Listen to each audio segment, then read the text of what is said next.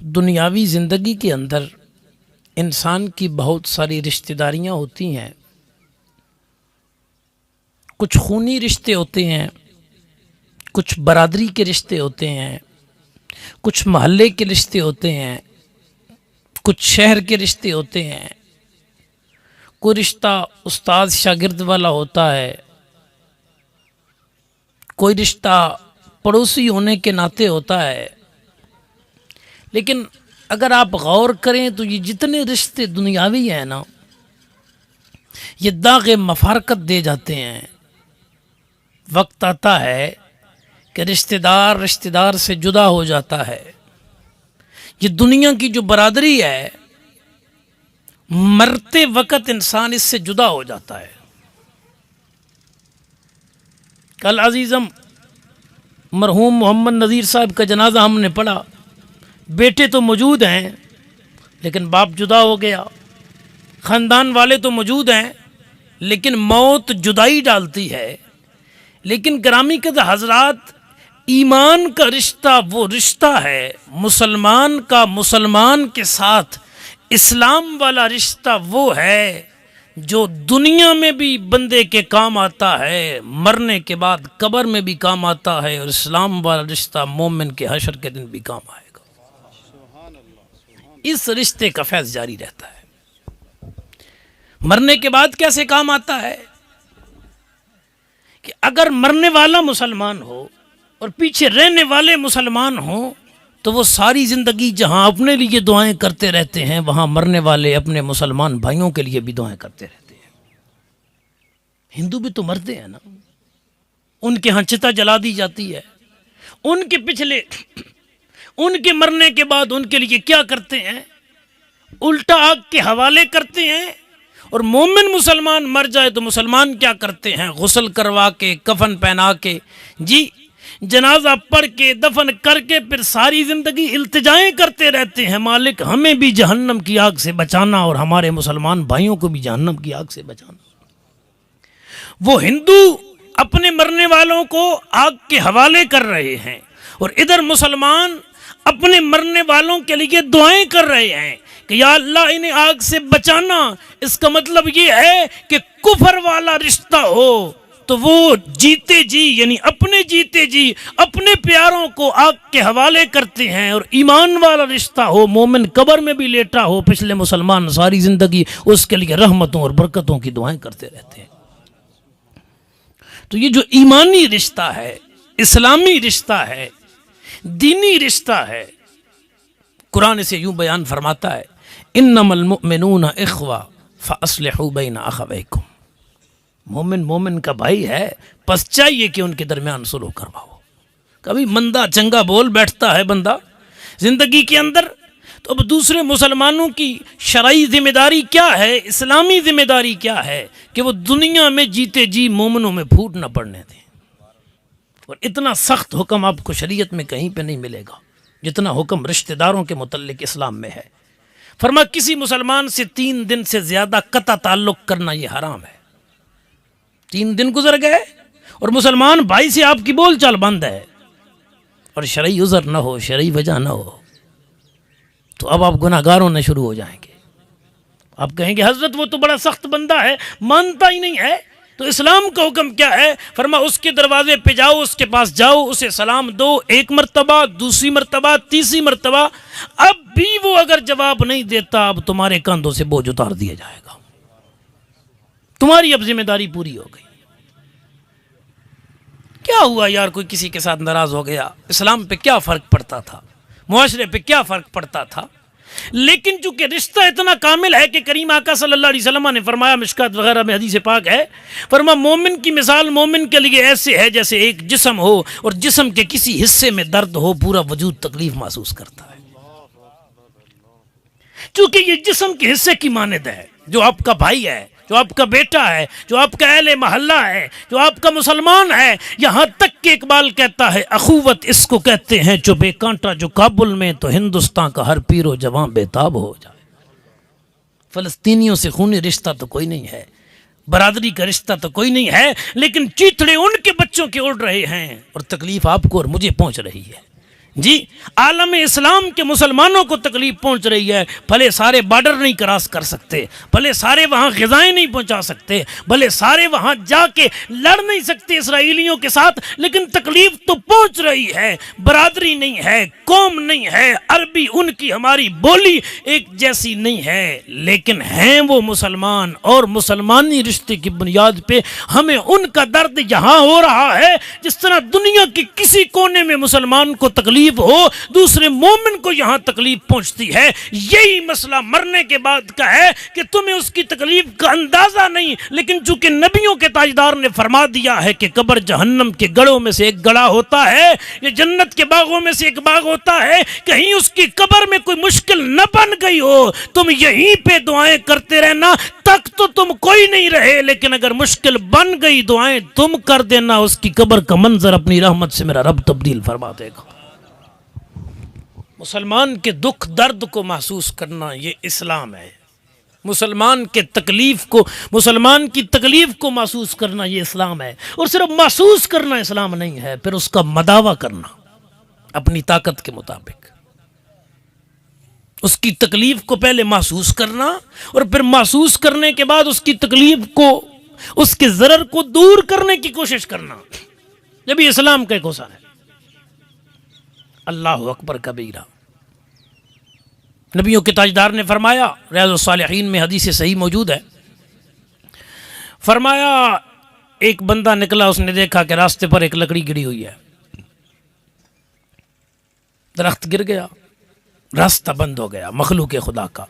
آقا نے فرمایا اب لوگوں کو گزرنے میں پریشانی تھی، وہ گھر گیا، اس نے ہتھیار لیا اور اس لکڑی کو کاٹا اور کاٹ کے راستے سے ہٹایا تاکہ مسلمانوں کا راستہ کھل جائے۔ حبیب کریم صلی اللہ علیہ وسلم نے فرمایا اس نے جو وہ مسلمانوں کے لیے راستہ صاف کیا تھا، اس عمل کی وجہ سے اللہ پاک نے اسے مرنے کے بعد جنت کا حقدار بنا دیا۔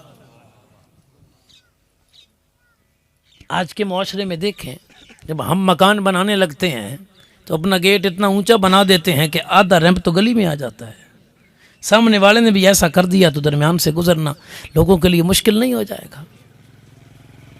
جی اگر راستے سے تکلیف دہ چیز ہٹانا یہ نیکی ہے اور جنت میں جانے کا سبب ہے، تو راستے میں تکلیف دہ چیز رکھنا بھی تو گناہ ہوگا نا۔ جی مخلوق الہیہ کے راستے کو بند کر دینا، اس کا بھی تو ہمیں ہماری ذات پہ اثر پڑے گا۔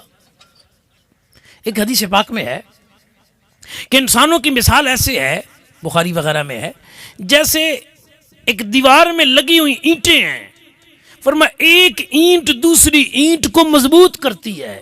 دیوار آپ کی 9 کی ہو، 4 کی ہو، یا 13 انچ کی ہو، یا 17 انچ کی ہو، جو اینٹ کے ساتھ اینٹ لگتی جاتی ہے دیوار تو بنتی ہے، لیکن جو پہلی اکیلی کھڑی تھی 4 انچ کی، جب دوسری آئی اس نے اس کو مضبوط کیا، تیسری آئی اس نے اس کو مضبوط کیا۔ یہی انسانوں کی مثال ہے کہ مومن مسلمان جب اکٹھے رہتے ہیں صرف خود یہ محفوظ نہیں ہوتے، خود مضبوط نہیں ہوتے، ان کی وجہ سے پورے اسلام کا نظام ہی مضبوط ہو جاتا ہے۔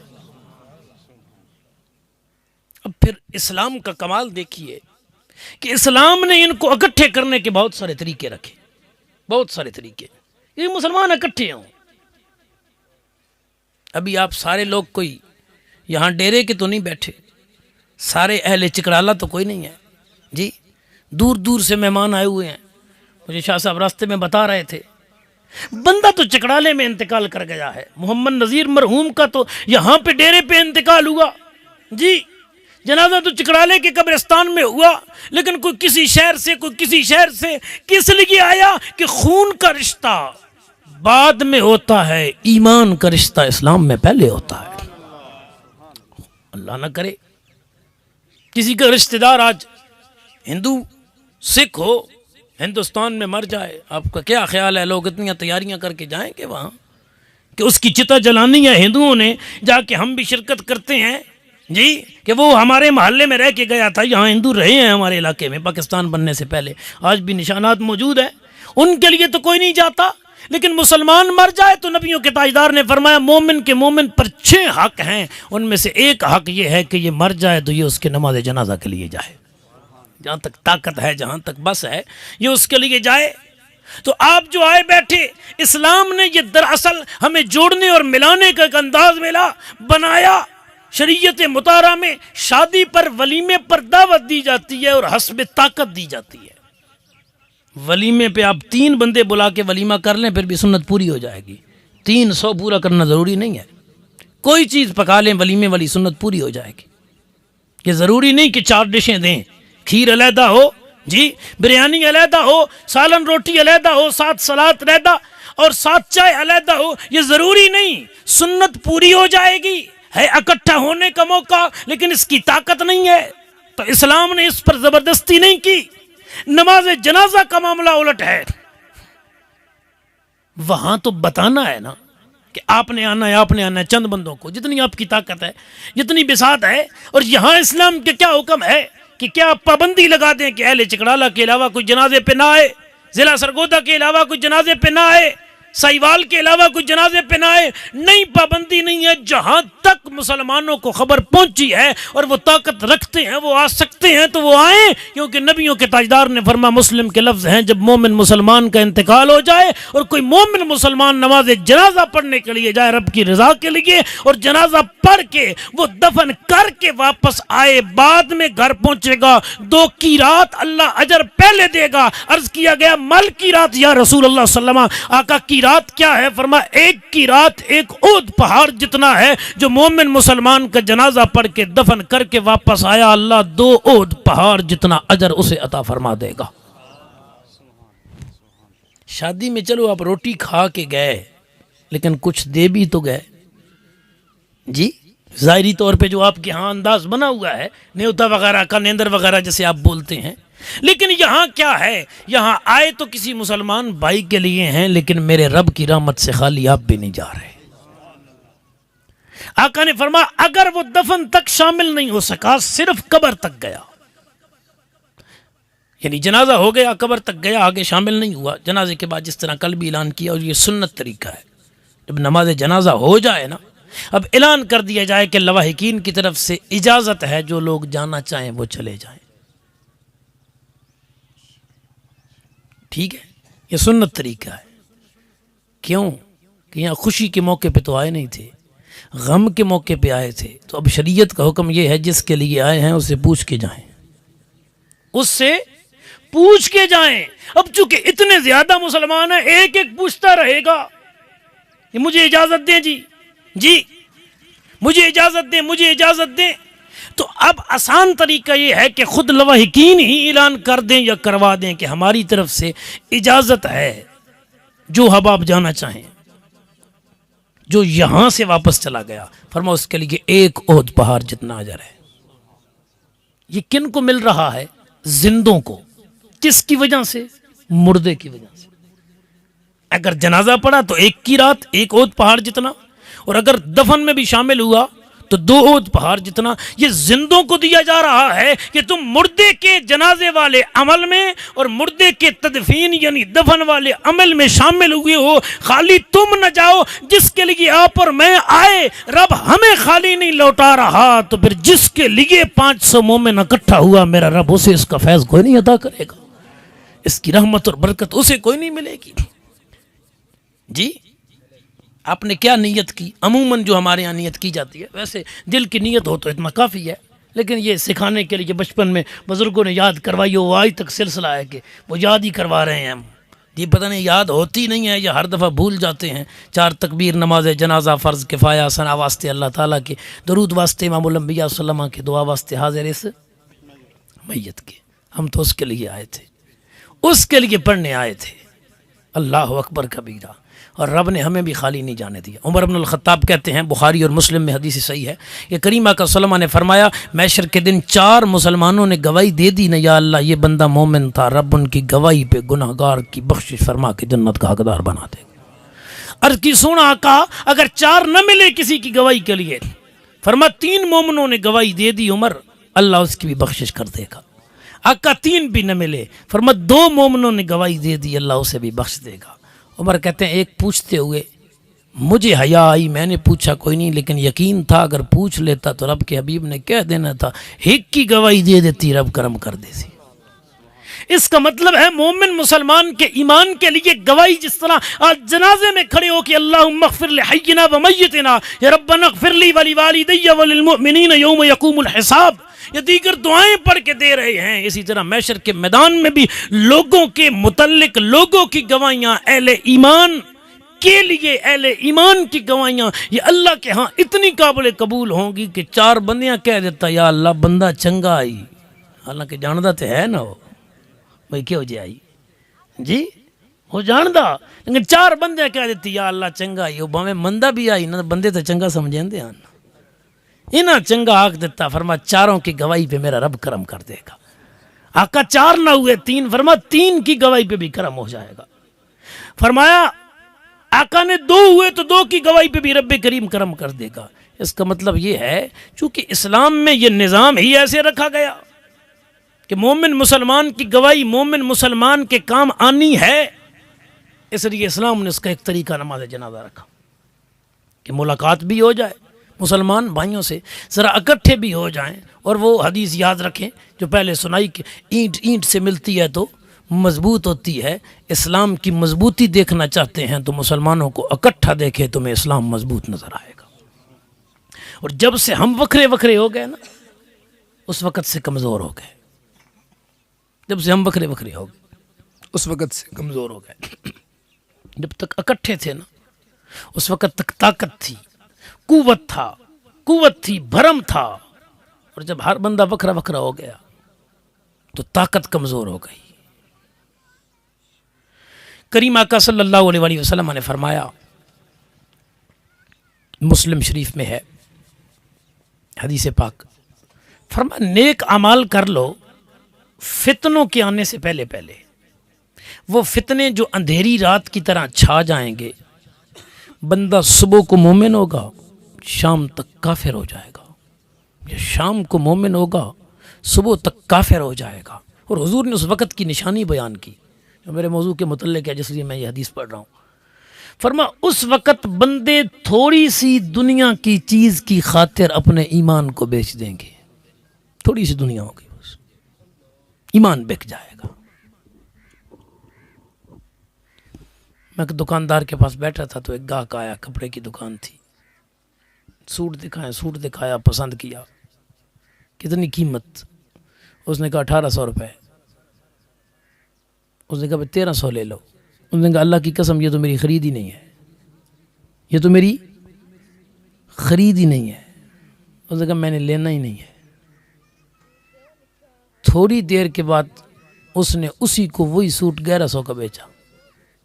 اب وہ 1300 سے ہی منکر ہو گیا نا، جس نے پہلے 1300 لگایا تو میں نے لینا ہی نہیں ہے۔ نہیں لے لے۔ اس نے کہا نہیں مجھے اب 13 میں بھی وارہ نہیں ہے۔ جی جو کہہ رہا تھا کہ رب کی عزت کی قسم، رب کی قسم 1300 میری خرید نہیں ہے، وہ 11 میں دیتا، کیا ضرورت تھی قسم اٹھانے کی؟ ویسے کہہ دیتا یار ہمارے بھی بال بچے ہیں۔ جب شریعت نے حد نہیں مقرر کی نفع کی، اسلام میں حد مقرر نہیں ہے نفع کی کہ آپ کی چیز ہے 100 روپے کی، آپ 10 روپے اوپر لے سکتے ہیں، 11 نہیں لے سکتے، 12 اسلام میں نہیں ہے۔ صحابہ کبار نے کہا تھا جب فتح مکہ ہوا، اسلام عروج پر تھا، عرض کی سونا بھاؤ مقرر کر دیں، فرما بھاؤ مقرر کرنا میرے رب کا کام ہے۔ حضور دیکھ رہے تھے قیامت تک کے احوال۔ جی ایک غریب کی دکان ہے، وہ پکوڑے سموسے لگا کے بیٹھا ہے، اور اس نے آدھا کلو آلو کی چپس بنائی ہے، اس نے وہی بیچ کے شام کو بچے کا اور اپنے گھر والوں کا کھانا پینا بنانا ہے، تو وہ 50 روپے کلو بیچے یا 150 کلو بیچے، اس کا نظام جو اسی پہ چل رہا ہے۔ تو اگر حضور مقرر کر دیتے نفع کی حد تو پھر ایسے غریبوں کی دکانیں چلنی مشکل تھی۔ مصطفیٰ صرف امیروں کے نہیں نبی بن کے آئے، وہ کائنات کے غریبوں کے بھی نبی بن کے آئے۔ فرمان بھاؤ مقرر کرنے والا اللہ ہے، اور اس نے مقرر نہیں کیا تو اس کے رسول نے بھی مقرر نہیں کیا۔ اسلام میں بھاؤ مقرر نہیں ہے، بھاؤ سے مراد نفع، یعنی کسی چیز کے حد مقرر کی جائے۔ اس کی وجہ یہ ہے، اس کی حکمت یہ ہے کہ کبھی کبھی حالات ایسے ہوتے ہیں، مثلا ایک دکاندار ہے، اس کی دکان پہ امیر گاہک آیا، وہ لاکھوں اڑانے والا ہے، اس کو مہنگا بیچ دے جائز ہے۔ ایک غریب آ گیا، اس کو سستا بیچ دے، اس کے لیے جائز ہے۔ غریب سے کم منافع لے لے، امیر سے زیادہ لے لے، اپنا کام بھی پورا کر لے، غریب کا بھلا بھی ہو جائے۔ پرسوں ایک دکاندار مجھے بتا رہا تھا کہ میرے محلے میں 5 گھر غریب ہیں، میں نے قسم اٹھائی ہوئی ہے کہ میں جتنے ریٹ پہ چیز لے کے آؤں گا اتنے ریٹ پہ نہیں دوں گا، ان سے ایک 54 بھی ایک 58 بھی میں اوپر نہیں لوں گا۔ اور دوسری طرف کچھ تکڑے لوگ ہیں، لاکھوں روپے کا سودا مجھ سے لیتے ہیں ماہانہ، ان کو استاد جی میں ذرا تھوڑا سا مہنگا دے دیتا ہوں روٹین سے۔ تو میں نے کہا شرعاً کوئی کباہت نہیں ہے جی، بلکہ یہ ادھر کا کھاتا ادھر ہو جائے گا۔ تو اسلام نے اس کو مقرر نہیں رکھا کہ یہ حد ہے، باہر کیف بات دور نکل جائے۔ گرامی قدر حضرات میں عرض کر رہا تھا، اسلام نے ہمیں ملانے کا نظام رکھا، اس کا ایک طریقہ نماز جنازہ ہے۔ علاقے کے لوگ آئیں، محلے کے لوگ آئیں، شہر کے لوگ آئیں، برادری کے لوگ آئیں، غیر برادری کے لوگ آئیں، مسلمان آئیں اور کسی مسلمان کے لیے آئیں۔ اللہ اکبر۔ صحابہ کے بار فرماتے ہیں، آقا نے فرمایا 40 مومن اکٹھے ہو جائیں، مسلم شریف میں ہے یہ حدیث پاک بھی، 40 مومن اکٹھے ہو جائیں نا کسی کے جنازے میں تو اللہ ان کی شفاعت مرنے والے کے حق میں قبول کر لیتا ہے۔ عرض کی سونا 40 نہ ہوئے تو پھر فرمایا جس کے جنازے میں 3 صفیں ہو گئیں۔ صحابہ کہتے ہیں اب ہم نے یہ طریقہ بنایا ہوا تھا کہ ہم نے 3 صفیں پوری کرنی ہوتی، فرمایا کبھی 7 بندے ہوتے ہیں نا، ہم 7 بندے کل جنازہ پڑھنے والے، تو چونکہ 3 صفوں والے کے لیے شفاعت ہو جاتی ہے، حدیث میں ہمیں نوید سنائی گئی، بشارت سنائی گئی۔ فرمایا ہم پھر یوں کرتے کہ ایک کو امام بناتے اور پہلی صف میں 3 کھڑے کر دیتے، 3 اور امام صاحب 4 ہو گئے، دوسری صف میں 2 بندے کھڑے کر دیتے، 4 اور 2 6 ہو گئے، اور تیسری صف میں 1 کو کھڑے کر دیتے کہ چلو بھلے بندے 7 تھے، ایک امام بن گیا، 6 کی 3 صفیں ہم بنا دیں، آکے خدا جانے، مصطفیٰ جانے اور اس کی بخشش جانے۔ جو آپ کی میری ذمہ داری ہے ہم وہ پوری کریں۔ ہماری ذمہ داری یہ ہے کہ مسلمان مر جائے، جہاں تک ہو سکے اس کے نماز جنازہ کے لیے جائیں، اس کے لیے دعا کے معاملات کریں۔ ہمیں اس کا مکلف نہیں بنایا گیا کہ ہم نے یہاں سے اٹھنا تب ہے جب بخشش ہو جائے کسی کی، ہم نے یہاں سے جانا تب ہے جب بخشش ہو جائے کسی کی۔ ہمیں مکلف اس کا بنایا گیا ہے کہ مسلمان مر جائے تو تو نے اس کے ایمان کی گواہی دینی ہے، اس کی ایک صورت نماز جنازہ ہے۔ اور پھر کریم آقا صلی اللہ علیہ وسلم نے یہاں تک فرما دیا، کنز الاموال وغیرہ میں حدیث پاک موجود ہے، فرما مومن مسلمان جب کامل انتقال کرتا ہے اور قبر میں پہنچتا ہے تو فرشتے کہتے ہیں اللہ پاک نے تجھ پر بڑے انعامات کیے ہیں تیرے مرنے کے بعد، ایک تو زندگی میں تھے نا، تیرے مرنے کے بعد اللہ نے تجھ پر بڑے انعامات کیے ہیں، ان میں سے پہلا انعام تجھ پر یہ ہوا کہ جو لوگ گناہگار تھے اور تیرے جنازے میں آیا، تو کے نیکوکار تھا نا، اللہ نے تیری وجہ سے ان کی بخشش کر دی۔ اگر مرنے والا نیکوکار ہو تو اس کا فیض پچھلوں کو پہنچتا ہے، اگر گناہگار ہو تو لوگوں کا فیض اس تک پہنچتا ہے۔ اللہ اکبر کبیرہ۔ حضرت طلحہ بن برہ رضی اللہ تعالیٰ عنہ حضور کے صحابی ہیں، یہ بیمار ہوئے تو کریم آقا صلی اللہ علیہ وسلم کو پوچھنے کے لیے گئے، اور حضور نبی پاک صلی اللہ علیہ وسلم نے فرمایا کہ اس کا انتقال ہو جائے گا ان قریب، مجھے بتانا، میں آؤں گا۔ حضور تشریف لے گئے، ان کا گھر مدینے سے باہر تھا، طلحہ بن برہ کا۔ جب وہ مرنے لگے، رات کا وقت تھا، انہوں نے اپنے گھر والوں کو کہا کہ حضور کو تکلیف نہ دینا، راستہ بڑا مشکل ہے، میرا گھر دور ہے، پہاڑی علاقہ ہے اور رات کا وقت ہے، کہیں میرے جنازے پہ آتے ہوئے راستے میں کوئی کافر نبی پاک صلی اللہ علیہ وسلم کو نقصان نہ پہنچا دی اور لوگ یہ نہ کہیں کہ حضور طلحہ بن برہ کے لیے جا رہے تھے، اس لیے راستے میں فلاں کافر نے تکلیف پہنچائی، حضور کو تکلیف نہ دینا، مجھے ویسے ہی دفن کر دینا، خود ہی جنازہ پڑھا دینا۔ حالانکہ کس کی خواہش نہیں ہوتی، لیکن ایک محبت کا انداز یہ بھی ہے کہ جس سے میں نے محبت کی ہے اس نبی کو میری وجہ سے کوئی تکلیف نہ پہنچے۔ میں یہیں پہ پیغام دینا چاہتا ہوں کہ ہم کلمہ لا الہ الا اللہ محمد الرسول اللہ پڑھتے ہیں، ہمارا دعویٰ یہ ہے ہمیں رب سے محبت ہے، اس کے رسول سے محبت ہے، کہیں یارو ہم کام ایسے تو نہیں کر رہے جن کاموں کو دیکھ کے رب کے حبیب کو تکلیف ہوتی ہو۔ جی آقا نے تو فرمایا تھا کہ میری آنکھوں کی ٹھنڈک نماز میں ہے، تو جب ہماری چھوٹ جاتی ہوگی پھر حضور کو تکلیف کوئی نہیں ہوتی ہوگی۔ آقا تو ہمیں حلال کا درس دے کے گئے تھے، جب ہم حرام میں ملوث ہو جاتے ہوں گے، کریم آقا صلی اللہ علیہ وسلم کو کتنی تکلیف ہوتی ہوگی کہ کلمہ میرا پڑھتا ہے، امتی میرا ہے، لیکن اعمال وہ کر رہا ہے جو مجھے ناپسند ہیں، جو میرے رب کو ناپسند ہے۔ حضرت طلحہ کا انتقال ہو گیا، گرامی قدر حضرات دفن ہو گیا۔ نبی پاک صلی اللہ علیہ وآلہ وسلم دوسرے دن یا تیسرے دن تشریف لائے، عرض کیا سونا اس نے کہا تھا اور ہم نے پھر آپ کو تکلیف نہ دی، مناسب نہ سمجھا، کریمہ کا تشریف لے گئے اس کی قبر کے اوپر، اور نبیوں کے تاجدار نے فرمایا اللہ یہ میرا غلام تیرا بندہ دنیا چھوڑ کے تیری طرف آ رہا ہے، یا اللہ اس سے ایسے ملاقات کرنا کہ یہ تجھے دیکھ کے مسکرا رہا ہو، تیری قدرت تیری شان کے لے کے اسے دیکھ کے مسکرا رہی ہو۔ اللہ اکبر۔ بلکہ بخاری شریف میں یہاں تک ہے کہ مسجد نبوی میں ایک بوڑھی عورت جھاڑو دیتی تھی، حبشی عورت تھی اور بوڑھی تھی، اور چونکہ نبی پاک صلی اللہ علیہ وسلم کی ظاہری حیات میں باقاعدہ طور پہ مسجد نبوی شریف کے اندر صفیں بنتی تھیں، پچھلی صفوں میں خواتین نماز پڑھتی تھیں، یعنی خواتین آتی تھیں مسجد کے اندر۔ بعد میں یہ منع کیا گیا کیونکہ فتنوں کا دور آ گیا، حضرت عمر رضی اللہ عنہ کے دور میں، آپ کی خلافت کے زمانے میں۔ تو وہ بوڑھی عورت تھی اور مسجد نبوی میں صفائی کرتی، اس کا انتقال ہوا اور رات کے وقت ہوا۔ بعض روایتوں میں ایک مرد کا بھی ذکر ہے، تو محلے والوں نے دفن کر دیا۔ نبیوں کے تاجدار نے فرمایا وہ کہاں ہے جو اللہ کے گھر کے ساتھ وابستہ تھی، وہ مسجد کی صفائی کرنے والی کہاں ہے؟ کوئی پوچھتا ہے؟ جی ہمارے ہاں ہم معاشرے میں دیکھیں جو صرف مسجد کا جھاڑو دینے والا ہے، صفائی کرنے والی ہے، اس کی کتنی ویلیو ہے، رب اور رب کے رسول کی بارگاہ میں دیکھیں کتنی ویلیو ہے۔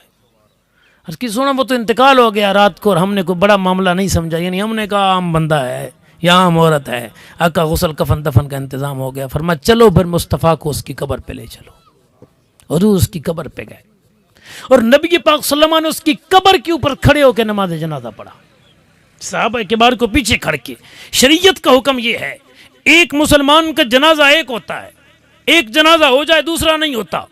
ہاں اگر پہلے جنازے میں اس کا ولی شامل ہی نہیں ہوا، اسے بتایا ہی نہیں گیا، مثلا باپ مر گیا تو بیٹا ولی ہے اور بیٹا نہیں شامل ہوا اور لوگوں نے پڑھ لیا بغیر بیٹے کی اجازت کے، اب یہ بیٹا دوسرا نماز جنازہ پڑھنا چاہے تو شرعاً پڑھ سکتا ہے۔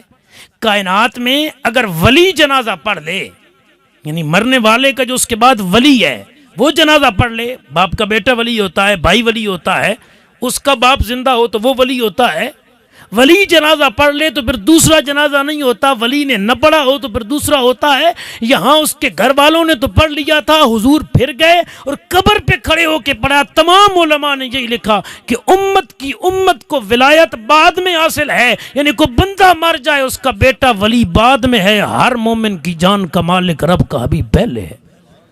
حضور چونکہ ولی تھے اور نبی پاک صلی اللہ علیہ وسلم نے کوئی نہیں پڑھا تھا تو حضور نے پڑھا۔ اور دوسرا یہ ہے کہ کبھی کبھی کوئی مسلمان کسی غیر ملک میں مرا، ایسے علاقے میں مرا جہاں کافر ہی کافر تھے اور انہوں نے دفن کر دیا، اس کا پڑھا ہی نہیں کیا، تو جب تک قبر کی ظاہری حالت صحیح سلامت ہے تو 3 دن تک قبر کے اوپر بھی کھڑے ہو کے نماز جنازہ پڑھی جا سکتی ہے، کیونکہ 3 دن تک وجود اسی حالت اور کیفیت میں رہتا ہے کہ اس کے اندر تغیر اور تبدل نہیں آتا۔ کہا 3 دن تک قبر کے اوپر بھی کسی مومن کی نماز جنازہ اگر پہلے نہیں پڑھی گئی یا پڑھا دی گئی، بعد میں پتہ چلا کہ امام نے کہا میرے تو کپڑے ہی ناپاک تھے یا مجھ پہ غسل فرض تھا مجھے پتہ نہیں چلا، جی بے وضو پڑھا دیا گیا یا کسی اور وجہ سے شرعاً ادا ہی نہیں ہوا، تو اب بعد میں اس کی نماز جنازہ کا اعادہ کرنا ہے تو 3 دن تک۔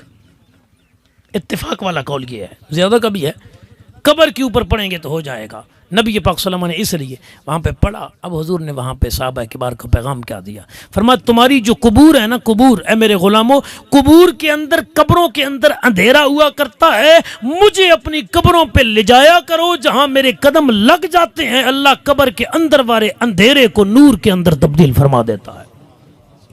یہ صحیح مسلم کتاب الجنائز کے لفظ ہیں۔ اللہ اکبر، یعنی حضور اتنی امت کی خیر خواہی فرما رہے ہیں کہ اگر کریم آقا صلی اللہ علیہ وسلم کہیں پہ نہیں گئے تو بعد میں حضور نے ان کو یاد رکھا۔ وقت ہو رہا ہے، آخری حدیث اور گفتگو مکمل کریں، 1 منٹ قریباً بقایا ہے۔ ابو داؤد ابن ماجہ میں ہے، نبی پاک صلی اللہ علیہ وسلم ہر ہفتے کو اور ہر منگل کو مدینہ شریف سے نکلتے، کبھی پیدل اور کبھی سواری پر۔ حضور جاتے وادی احد میں، جہاں 70 شہداء کرب و بلا رضی اللہ تعالیٰ عنہ اجمعین، شہداء احد رضی اللہ تعالیٰ عنہ اجمعین کی قبور ہے، حضرت امیر حمزہ رضی اللہ تعالیٰ عنہ، حضرت عبداللہ بن جاش، حضرت مصعب بن عمیر اور دیگر حضور کی امت کے شہداء 70 شہید، ان کی قبور وادی احد میں، جہاں 3 ہجری کے اندر غزوہ احد ہوا تھا۔ ہر ہفتے میں حضور 2 مرتبہ، ہفتے والے دن فجر کے بعد اور منگل والے دن جاتے اور جا کے حضور ان کے لیے دعا کرتے۔ اور شہید وہ ہے جس کے خون کا قطرہ پہلا زمین پہ بعد میں آتا ہے، اللہ کے ہاں قبول پہلے ہو جاتا ہے، یعنی اس کی بخشش ہو جاتی ہے۔ اور یہ تو وہ شہید تھے جو حضور کے ساتھ لڑتے ہوئے شہید ہوئے، تو گناہ تو ہے کوئی نہ، پھر ان کی قبروں پہ جانے کا مطلب کیا ٹھہرا؟ اور جا بھی نبیوں کے تاجدار رہے ہیں۔ رسول اللہ صلی اللہ علیہ وسلم کے کتنے عمل ضروری تھے اپنی زندگی میں؟ جہاد کا معاملہ حضور نے دیکھنا، صحابہ کے اعمال کا معاملہ حضور نے دیکھنا، خاندان والوں کے معاملات حضور نے دیکھنے۔ اس وقت اسلام پھیل چکا تھا، عالمی لیول کے مسلمانوں کے معاملات حضور نے دیکھنے، دیگر ممالک کے کافر بادشاہوں کو خطوط لکھوانے، اسلام کا اتنا نظام دیکھنا۔ وہاں ہفتے میں 2 دن، اور احد شریف کی وادی مدینے میں ہے ہی نہیں، کم از کم آج کے دور میں بھی 3 کلومیٹر کی دوری پہ ہے، اور کبھی پیدل حضور چل کے جاتے تھا، مطلب ہے آدھا گھنٹہ پونا گھنٹہ آن جان دا۔ سواری پہ بھی جاتے، وہاں حضور ٹھہرتے، دعا کرتے اور پھر واپس تشریف لے آتے۔ تو وہ لوگ جو ہیں ہی جنتی، وہ لوگ جن کی نص ہے، جن کے متعلق قرآن کی نص ہے وَلَا تَحْسَبَنَّ الَّذِينَ قُتِلُوا فِي سَبِيلِ اللَّهِ أَمْوَاتًا بَلْ أَحْيَاءٌ عِندَ رَبِّهِمْ يُرْزَقُونَ فَرِحِينَ بِمَا آتَاهُمُ اللَّهُ مِنْ فَضْلِهِ، کہ ان کے متعلق گمان بھی نہ کرو جو اللہ کے راستے میں مارے گئے کہ وہ مردہ ہیں، بلکہ وہ اپنے رب کے ہاں زندہ ہیں، انہیں رزق دیا جاتا ہے، اور جو رب اپنے فضل سے انہیں دے رہا ہے اس پہ وہ خوشیاں منا رہے ہیں۔ جو قبروں میں خوش ہیں عالم برزخ میں، جن کو رزق دیا جا رہا ہے، جن کو مردہ کہنا بھی اسلام میں جائز نہیں، ان کی قبروں پہ حضور ہفتے میں 2 مرتبہ جا رہے ہیں، تجھے اور مجھے پیغام دے رہے ہیں کہ گناہ نہ بھی ہو نا، مومن کا مومن سے رشتہ اتنا کامل ہے کہ وہ جہاں بدل بھی جائے، وہ اپنا مکان بدل بھی جائے، وہ شہر علاقہ بدل بھی جائے، اور عالم برزخ دوسرے جہان میں جا کے قبر کی وادی میں لیٹا ہو، پھر بھی تیرا اس کے ساتھ تعلق مضبوط اتنا ہے، کبھی نہ کبھی آیا بھی کرو اس کے پاس، جایا بھی کرو اس کے لیے، اللہ کی بارگاہ میں دعا کیا بھی کرو۔ وہاں تو تھے ہی سارے جنتی جی شہداء، ان کے پاس بھی تجھے دراصل ایمانی اور اسلامی تعلق ہے جو مرنے کے بعد بھی نسلوں کا نسلوں کے ساتھ قائم رہتا ہے۔ توفنی مسلمہ والحقنی بالصالحین، رب کریم نے فرمایا، حضرت یوسف علیہ السلام کی دعا کا ذکر کرتے ہو کہ یوسف علیہ السلام نے عرض کی توفنی مسلمہ، میرے مالک مجھے فرما برداری کی حالت میں اٹھانا، والحقنی بالصالحین، یا اللہ جب میں دنیا چھوڑوں مجھے اکیلے نہ رہنے دینا، اپنے نیک بندوں کے ساتھ ملا دینا۔ والحقنی بالصالحین، اس لیے کہ چونکہ عالم برزخ کے اندر نیک روحوں نے آپس میں ملاقات کرنی ہوتی ہے، انہوں نے آپس میں ملنا ہوتا ہے، اور یہ جو یہاں پہ دنیا میں ہیں ان کی ذمہ داری یہ ہے کہ یہ ان کے لیے ہمیشہ دعا گو رہیں۔ ہم دعا گو ہیں، اللہ پاک مرحوم محمد نذیر کی بخشش اور مغفرت فرمائے، جملہ لواحقین کو صبر جمیل عطا فرمائے۔ وقت چونکہ ہو گیا ہے اور وقت کی پابندی کرنی چاہیے، ہر بندے کے معاملات ہوتے ہیں، کوئی کہیں سے آتا ہے، کوئی کہیں سے، کوئی بیمار ہوتا ہے، کوئی مریض ہوتا ہے، کسی کے ساتھ فیملی ہوتی ہے، تو انہی الفاظ پر اکتفا کرتے ہیں۔ اللہ پاک ہم سب کو دنیا میں رہ کے اچھے اعمال کی توفیق عطا فرمائے اور ہم سب کا خاتمہ بالخیر فرمائے، آمین۔